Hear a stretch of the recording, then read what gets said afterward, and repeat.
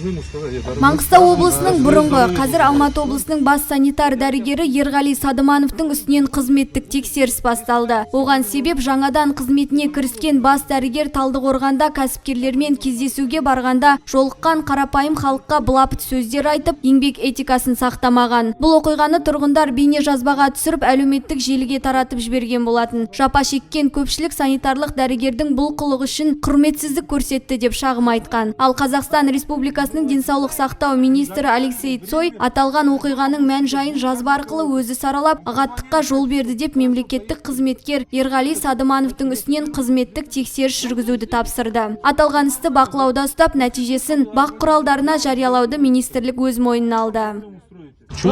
Нет, бывает такое? Не бывает такое. Не договорились время. Ты же дома будешь сидеть, будешь кормить кого-то. Вам позвонили 5 часов. Хорошо, поедет, приду. Чего вы мне это? Значит, я что, первый год здесь это? Вы тоже с людьми сталкивались? Все нормально. Если нужно, вы организуете. Я вам же говорю, выход такой. Что там проблему устроите? Все, давайте мне голову не морочите, работать надо.